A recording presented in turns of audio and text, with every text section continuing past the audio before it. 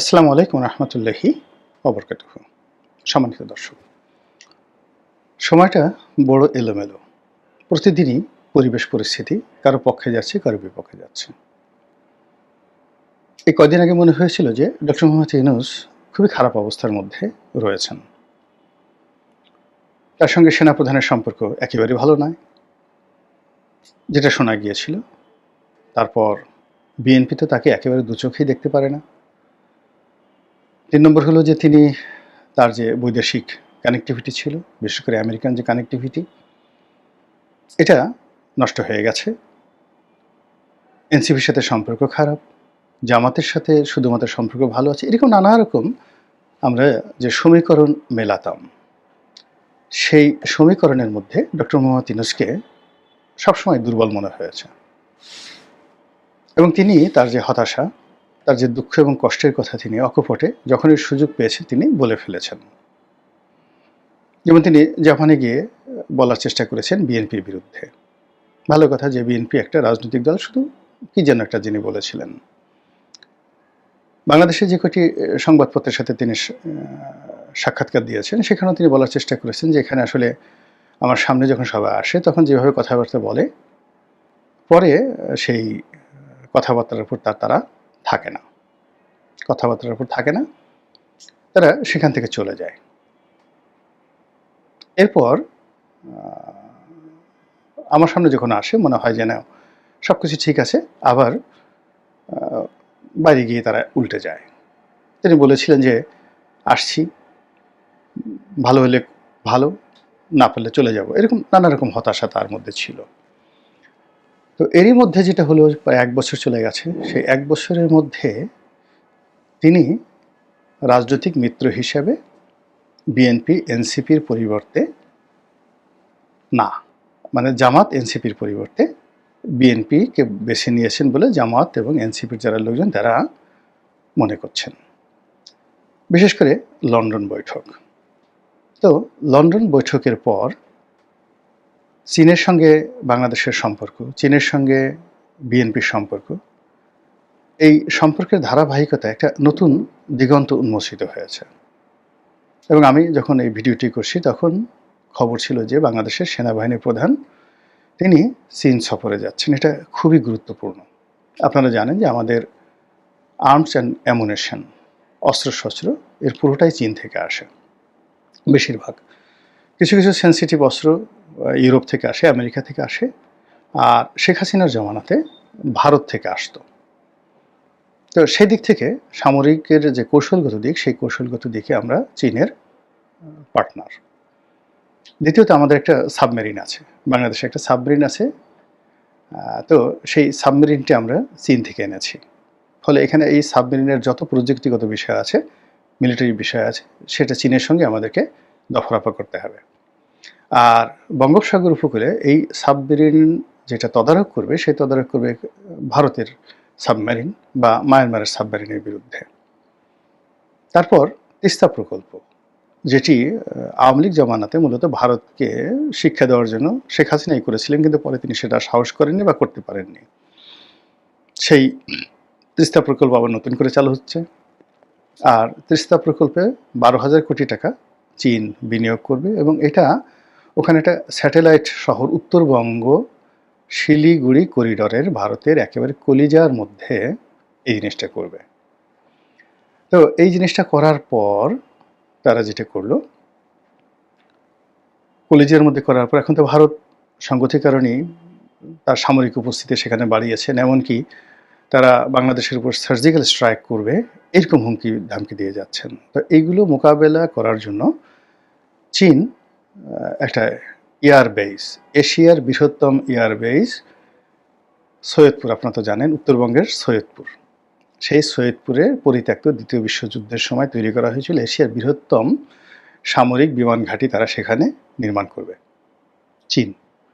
তো একদিকে শিলিগুড়ি করিডোর ওপারে, আরেকদিকে এই যে এখানে সৈয়দপুর বিমানবন্দর তৈরি করার যে মাস্টার প্ল্যান, তার সঙ্গে তিস্তা প্রকল্প গ্রহণ করার নীতিগত সিদ্ধান্ত এবং সেনাপ্রধানের চীন সফর, কি মনে করেন? এর পুরোটাই যাচ্ছে ডক্টর মোহাম্মদ ইউনূসের পকেটে। ১। ২ নম্বর হলো যে গত ৬-৭ মাসে দেখবে যে খুব ঘন ঘন বিএনপির যারা নেতৃবৃন্দ তারা চীন ভ্রমণ করেছেন। চীন শুধু বিএনপির সাথে বৈঠক করেছে তা নয়, একই সঙ্গে তারা জামাতের সঙ্গে বৈঠক করেছে এবং অন্যান্য যারা ছোট ছোট রাজনৈতিক দল রয়েছে তাদের সঙ্গে তারা বৈঠক করেছে। তো বৈঠক করার পর তারা যেটা করেছে সেটা হলো যে মোটামুটি রাজনৈতিক অঙ্গনে চীন সবাইকে বন্ধুভাবাপন্ন বানিয়ে ফেলেছে। আপনারা জানেন যে চীন আর পাকিস্তান তারা কৌশলগত পার্টনার, একেবারে হরিহরাত্মা। এবং 1947 সন থেকে এখন পর্যন্ত চীনের সঙ্গে যাদের ধারাবাহিক কূটনৈতিক সম্পর্ক একদিনের জন্য শীতল সম্পর্ক হয়নি, সবসময় উষ্ণ ছিল। অর্থনীতি, সীমান্ত, সামরিক, ব্যবসা বাণিজ্যের সব দিক থেকে। আমেরিকার সঙ্গে অনেক সময় দূরত্ব তৈরি হয়েছে পাকিস্তানে, কিন্তু চীনের সঙ্গে হয়নি।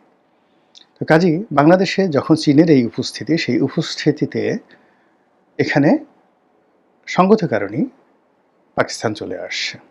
আর এই মুহূর্তে পাকিস্তানের উপস্থিতিকে টার্গেট করে ভারতীয় পত্রপত্রিকা যে সকল নিউজ ছাপাচ্ছে, সেই নিউজগুলো হলো যে তারা আবার পূর্ব পাকিস্তান করবে, আবার প্রতিশোধ নেবে, নানা রকম কথাবার্তা ছাপা হচ্ছে, উত্তেজিত করার চেষ্টা করছে। কিন্তু আলটিমেটলি এতে করে ডক্টর মোহাম্মদ ইউনূসের যে হাত, চীন এবং পাকিস্তানের মধ্যে দুটো শক্তিশালী রাষ্ট্র, তার এক ডান হাতে আর একটা বাম হাতে থাকছে। থার্ডলি যেটা হচ্ছে যে আমেরিকাও কিন্তু ছেড়ে যেতে পারছে না। এখানে যেহেতু পাকিস্তান থাকছে, তো পাকিস্তানের আবার কৌশলগত বন্ধু আমেরিকা। এখানে পাক ভারত উপমহাদেশের একমাত্র রাষ্ট্র, এশিয়ার একমাত্র রাষ্ট্র, পাক ভারত বলা যাবে না, যারা যুগপৎভাবে চীনের সঙ্গে এবং আমেরিকার সঙ্গে সর্বোচ্চ সম্পর্ক বজায় রাখছে, তার মধ্যে ১ নম্বর দেশ হলো পাকিস্তান। কাজেই বাংলাদেশের রাজনীতিতে যদি চীন পাকিস্তান হয়ে যায়, সেক্ষেত্রে আমেরিকার শত্রু হবে না, বরং যে কাজটি এখন তারা দিল্লির মাধ্যমে করছে বা করতো আগে, সেই কাজটি তারা পাকিস্তানের মাধ্যমে করার চেষ্টা করবে। তো এই গেল একটি বিষয়, যে কারণে এই ৩টি রাষ্ট্রের কাছেই ডক্টর মোহাম্মদ ইউনূস এখন অতি গুরুত্বপূর্ণ ব্যক্তি। কিন্তু স্থানীয়ভাবে দেখা গেল যে তার বলতে গেলে কারোর সঙ্গে সম্পর্ক নেই। বিএনপির সঙ্গে তারেক রহমান সাহেবের সঙ্গে বৈঠক হয়েছে বটে, কিন্তু সম্পর্কটি কৌশলগতভাবে বিশ্বস্ততার পর্যায়ে পৌঁছেনি। বিএনপির মধ্যে যথেষ্ট অনাস্থা আছে, ডক্টর মোহাম্মদ ইউনূসের মধ্যে যথেষ্ট অনাস্থা আছে, কিন্তু এখানে এরকম একটা কৌশলগত পরিস্থিতি তৈরি হয়েছে যে বিএনপির আসলে ডক্টর মোহাম্মদ ইউনূসকে ভরসা করা ছাড়া, বিশ্বাস করা ছাড়া অন্য কোনো বিকল্প নেই।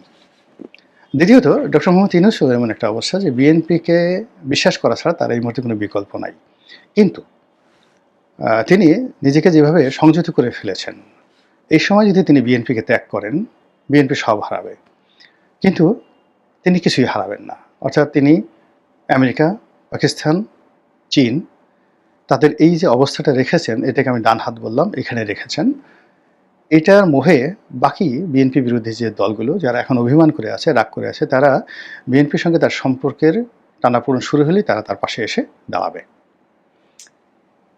সারা দেশে ছাত্র সংসদ নির্বাচনের জন্য তোড়জোড় শুরু হয়েছে। এটা নিয়ে পরিস্থিতি উত্তপ্ত থাকবে, আর দেশের মানুষ এটা নিয়ে ব্যস্ত থাকবে। আর এর মধ্যে ডক্টর মোহাম্মদ ইউনূসের যারা লোকজন আছে, তারা ডিপ্লোম্যাটিক জোনে, ইকোনমিক জোনে তাদের সরকারের যে প্ল্যানগুলো, দীর্ঘমেয়াদের যে প্ল্যানগুলো, সেটা ইতিবাচক নেতিবাচক তারা সেটা করে দিতে পারবে। তো এখন চিন্তা করেন যে ডক্টর মোহাম্মদ ইউনূসের ডান দিকে এই জিনিসগুলো রয়েছে। আমি কিন্তু এর মধ্যে বলছি না যে সরকার খুব ভালো করছে, অর্থনীতি ভালো করছে, দেশের সমস্যা দূর হয়েছে, না। এটা ডক্টর মোহাম্মদ ইউনূসের কৌশলগত যে অবস্থান, তিনি যদি দীর্ঘমেয়াদে থাকতে চান তাহলে এই অবস্থা হলো। ২ নম্বর হলো যে ভারত এমন একটা রাষ্ট্র, এরা সবসময় শক্তের ভক্ত নরমের জন্য। আপনি দেখুন পাকিস্তানের সঙ্গে তাদের যে সর্বশেষ যুদ্ধ হলো, সেই যুদ্ধের আগে কী হম্বিতম্বি, খেয়ে ফেলবো, মেরে ফেলবো, ডুবিয়ে ফেলবো, ইসলামাবাদ দখল করবো, রাওয়ালপিন্ডি শেষ করে দেব। কিন্তু আকাশ যুদ্ধে পাকিস্তান জঙ্গি বিমানের, বিশেষ করে চাইনিজ জঙ্গি বিমানগুলোর অসাধারণ সফলতা, সেই অসাধারণ সফলতার কারণে ভারতের মনোবল ভেঙে যায় এবং খুব তড়িঘড়ি করে ডোনাল্ড ট্রাম্পের মাধ্যমে সেই যুদ্ধ তারা বিরতিতে চলে যায়, যেটা এখন পার্মানেন্ট বিরতিতে চলে গেছে। তো এই যে ভারত এখন আর পাকিস্তানকে নিয়ে বড় কোনো কথাবার্তা কেউ বলতে পারছে না। এখন তাদের একমাত্র মাথা ব্যথা বাংলাদেশকে নিয়ে, আর আমেরিকার সঙ্গে যে ট্রেড গ্যাপ, এই ট্রেড গ্যাপ নিয়ে তাদের বড় সমস্যা। তো বাংলাদেশে যে ডক্টর মোহাম্মদ ইউনূস যে অবস্থা আছে, সেই অবস্থায় যদি ভারত তাকে ছাড় না দেয়, তার সাথে অন্তত স্বাভাবিক সম্পর্ক না করে, তাহলে ভারত যেভাবে তার যে ফারাক্কারবাদের সব দরজাগুলো যদি একসঙ্গে খুলে দিলে আমরা যেভাবে বন্যায় প্লাবিত হয়ে যাব, ঠিক ডক্টর মোহাম্মদ ইউনূস তার ডান দিকের যে গেটগুলো আছে, ফারাক্কার গেটগুলো আছে, সবগুলো যদি একসাথে খুলে দেয়, ভারতের 7 সিস্টার গাং হয়ে যাবে, রীতিমতো গাং হয়ে যাবে। তো এটাকে একটা ব্যালেন্স, এখানে একটা সুইচ গেট স্থাপন করার জন্য ভারত যে সুবিধাগুলো বন্ধ রেখেছে বাংলাদেশের জন্য গত 1 বছরে ডক্টর মোহাম্মদ ইউনূসের জন্য, সেগুলোতে তাদের একটা নেগোসিয়েশনে আসতে হবে। তাদেরকে অবশ্যই একটা নেগোসিয়েশন আসতে হবে। তাহলে কি হলো? এই যে দেখেন, হঠাৎ করে পুরো পরিস্থিতি ডক্টর মোহাম্মদ ইউনূসের অনুকূলে চলে এলো ডান দিকে এবং বাম দিকে, এবং ভারতের কথাবার্তা দেখবেন যে ইদানিং পরিবর্তন হয়ে গেছে, এবং সরকারও, বাংলাদেশ সরকার যারা আছেন তারা খুব ডিপ্লোম্যাটিক হয়ে পড়েছেন। এখন এই যে স্থিতি অবস্থা যাচ্ছে, আবার এটা দেখুন 1 মাস পরে, 1.5 মাস পরে, 15 দিন পরে হঠাৎ করে উল্টে যেতে পারে। এটা হলো রাজনীতির বিউটি বা সৌন্দর্য, এবং এটাই রাজনীতির গুরুত্ব। এনিওয়ে, এখন যে অবস্থাটা তৈরি হয়েছে, সেই অবস্থা যদি চলতে থাকে দীর্ঘমেয়াদে, হয়তো যারা ক্ষমতা আছেন তারা দীর্ঘমেয়াদে থাকবেন, যারা আসতে চাচ্ছেন তাদেরকে আরও বহুদিন অপেক্ষা করতে হবে। অন্যদিকে যারা বিদেশে আছেন, সেই বিদেশি যারা শক্তি আছেন, সেটা ভারত হোক, আওয়ামী লীগ হোক, এখন আওয়ামী লীগের যে মূলত শক্তি, তো বিদেশি শক্তি, তারা দেশের বাইরে গিয়ে শক্তি সঞ্চয় করছেন। এটা দিন যত যাবে তত এর উত্তাপ কমে যাবে, এবং খুব অচিরেই যদি তারা ভালো কোনো সফলতা দেখাতে না পারে, ভেরি শর্টলি, এবং যাকে বলা হয় নির্বাচনের আগেই, যে কোনো মূল্যে তারা সরকারের উপর চাপ প্রয়োগ করতে না পারে, দেশের উপর চাপ প্রয়োগ করতে না পারে, জনগণের প্রতি চাপ প্রয়োগ করতে না পারে, একটা নির্বাচন যদি ডক্টর মোহাম্মদ ইউনূস দিয়ে ফেলেন, বিএনপি ক্ষমতা যাকে বলা হয় পেয়ে যায়, তাহলে শেখ হাসিনা যেভাবে 3 টার্ম চোখ বুজে তিনি অতিবাহিত করেছেন, এর মধ্যে 2 টার্ম তো অবৈধ, 2 টার্ম তো অবৈধ, 3 টার্মই অবৈধ, কিন্তু 3 টার্মের লাস্টেরটা পরিপূর্ণ করতে পারেননি। এখানেও বিএনপি আপনি নিশ্চিন্ত 3 টার্ম তারা যেতেই পারবে, একেবারে পরপর 3 টার্ম, এগুলো এক। তো সেখানে বিএনপির সাথে যে সম্পর্ক, সেখানে 3 টার্মে যদি 15 বছর হয়, 15 বছর যদি ডক্টর মোহাম্মদ ইউনূস প্রেসিডেন্ট হিসেবে থাকেন, তারেক রহমান সাহেবের সঙ্গে তার যদি সমঝোতা হয়ে থাকে, আপনি বোঝার চেষ্টা করেন সে কতটা খোশ মেজাজে আছে। তো এটা গেল একদিক।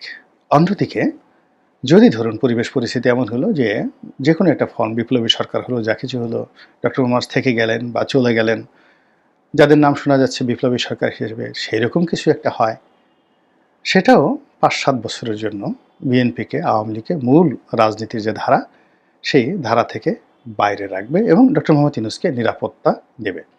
অর্থাৎ বিএনপি যদি নির্বাচন করতে পারে, ডক্টর মোহাম্মদ ইউনূস নির্বাচন করতে পারে, ক্ষমতা হস্তান্তর করতে পারে, তবুও তিনি নিরাপদ। আবার যদি কোনো কারণে বিপ্লবী সরকার হয়, নতুন তত্ত্বাবধায়ক সরকার হয়, doctor Mohammad Yunus ultimately safe exit পেয়ে যাবেন।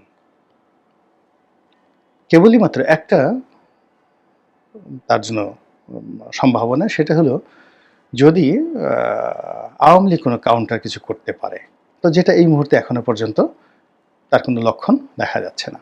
তো এই হলো বর্তমানের, মানে এই আগস্ট মাসের শেষ সপ্তাহে বাংলাদেশের রাজনীতির হালচাল। আল্লাহ ভালো জানেন আগামী মাসে কি বলতে হবে বা নতুন কোনো পরিস্থিতি তৈরি হবে কিনা। আসসালামু আলাইকুম ওয়া রাহমাতুল্লাহি ওয়া বারাকাতুহু।